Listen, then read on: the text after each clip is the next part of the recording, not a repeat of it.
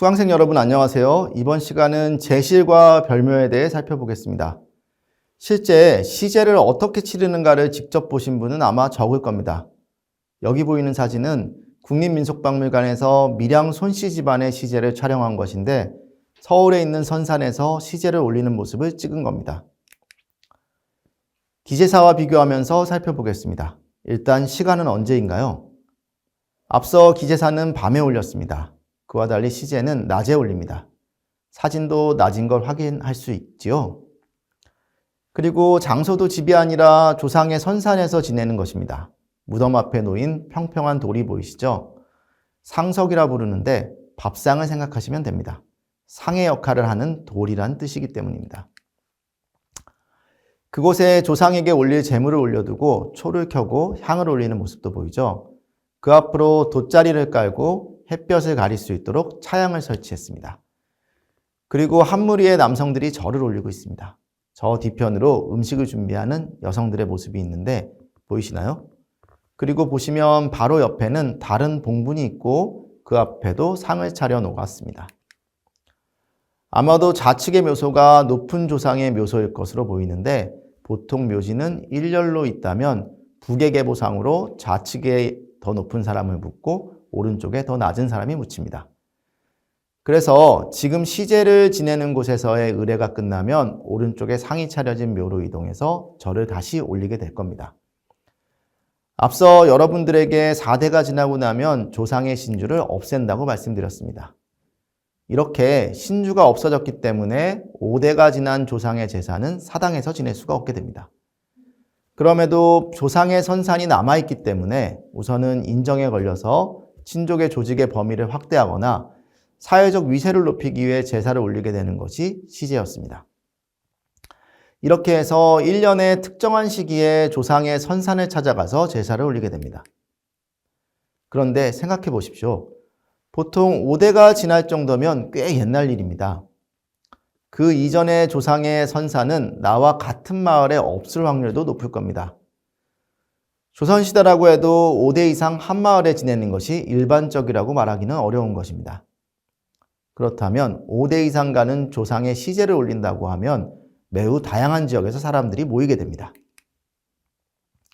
이렇게 되면 자연히 멀리서 온 사람들이 차를 타고 빨리 오는 것도 아니기 때문에 당연히 그들이 머물고 때에 따라서는 이러한 시제의 제물을 준비하기도 하고 의관을 정리할 수 있는 공간이 필요하게 되겠죠. 이러한 필요로 만들어지는 것이 바로 제실입니다. 이번 시간에 다룰 이야기가 바로 제실에 대한 것입니다. 사진은 국립민속박물관에서 2010년 1월에 촬영한 전라남도 장흥의 수원백시 제실입니다. 기와집으로 크게 만든 제실은 주로 선산의 바로 옆에 만들게 됩니다. 멀리 사는 후손들은 하루나 이틀 전에 이곳에 미리 와서 잠을 자고 가까운 자손들도 이곳에 와서 잠시 쉬면서 시제를 준비할 수 있는 것입니다. 뿐만 아니라 비가 오고 날씨가 굳어서 묘지 앞에서 시제를 올리기 어려우면 제실에서 시제를 올릴 수도 있습니다. 선산에서 시제를 올리고 난 뒤에는 제물을 갖고 내려와서 다 같이 음복을 하게 되는데 이때 제실이 있으면 이곳에서 함께 밥을 먹게 됩니다. 정리하면 제실은 선산에서 시제를 올리는 상황에서 많은 자손들이 한 곳에 모여야 하는 상황에 대응하기 위해 만들어진 건물이라고 할 수 있습니다. 여기서 제는 곧 목욕제계라고 하죠. 문자 뜻 그대로 옮기면 몸가짐을 정돈하고 조상들과 마주할 수 있는 준비를 하기 위한 장소라고 할 수 있겠습니다. 제실이 있으면 이곳의 관리는 누가 했을까요? 보통 제실 주변에는 작은 집을 지어서 산지기가 살 수 있도록 했습니다. 산지기는 선산의 묘소를 관리할 뿐만 아니라 선산의 나무도 관리했다는 점에서 중요한 역할을 했습니다. 조선시대 묘지는 단순히 망자의 위해가 있는 곳이 아니라 그 무덤으로부터 일정한 영역에 대한 권리를 주장할 수 있는 중요한 소유의 표식이었습니다. 조선시대에 사는 소유권을 주장할 수 없는 곳이었지만 무덤이 있으면 그 주변에 대한 권리를 주장할 수 있었습니다. 그렇게 그 안에 심어진 나무에 대한 권리 역시 묘지 주인이 갖고 있게 되었던 것입니다. 화석연료가 들어오기 이전에 또 다양한 재료가 개발되기 이전 시대에는 나무가 매우 중요했는데 잘 키운 나무는 목재로 집을 짓는 데 사용하거나 팔 수 있었을 뿐 아니라 나무를 키우는 과정에서 가지치기 하거나 나무에서 떨어진 낙엽은 겨울을 나기 위한 땔감으로 활용되었습니다.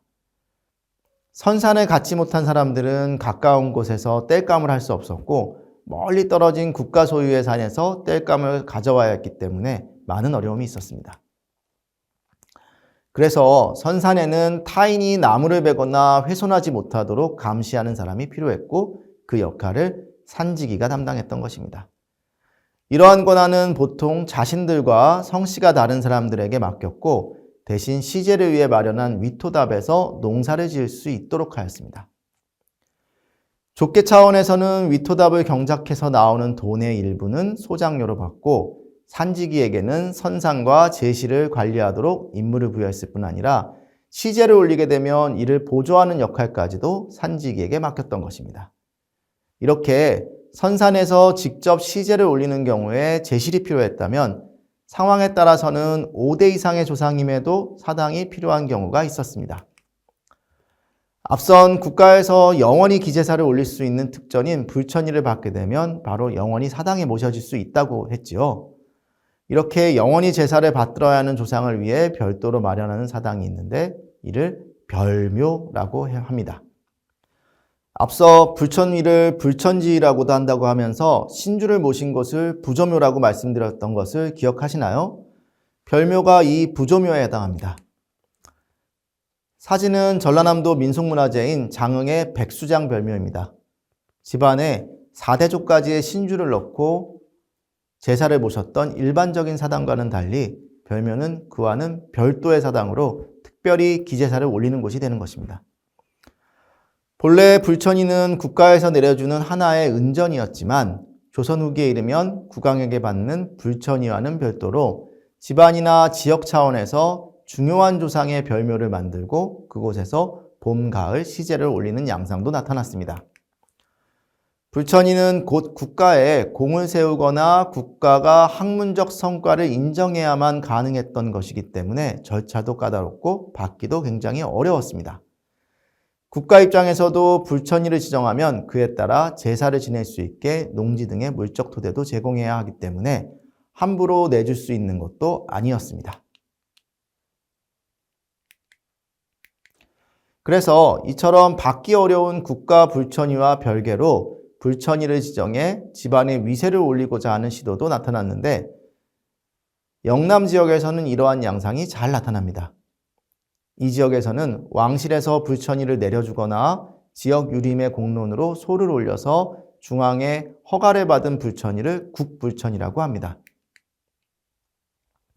이와 달리 지역 유림 내에서 자체적으로 내려주는 것을 유림불천이, 그리고 문중을 중심으로 추대하여 이루어지는 문중불천이 혹은 사불천이로 구분하고 있습니다. 경기도 지방에 공신, 왕족 출신의 불천이가 많은 데 반해 영남 지방에는 이러한 유림불천이, 문중불천이가 많습니다. 지금까지 시제를 위한 건물인 제실과 4대가 지난 지에도 신주를 모시기 위해 건립한 별묘에 대해 알아보았습니다. 지금도 한국 곳곳을 여행하다 보면 전통적인 양식의 가옥을 볼 수 있는데 규모가 작은 경우라면 대개 제실이나 별묘인 경우가 많습니다. 별묘와 제실의 건립은 종가, 서원, 향교의 건립과 함께 한국의 전통적인 경관을 만들었다고도 볼 수 있습니다.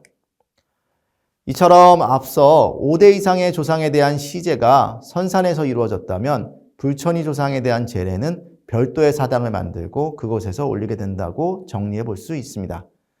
다만 어디까지나 불천이 조상은 한 집안이 결속하는 중심 조상, 현조나 중시조가 될 수 있는 임무를 위한 것이기 때문에 상대적으로 적을 수밖에 없습니다. 4대가 지나 기제사의 대상이 되지 못하는 조상에 대한 제사는 대부분 별도의 사당에 모셔지지 않고 그들의 몸이 묻힌 선산에서 시제를 통해 이루어지게 되는 것입니다.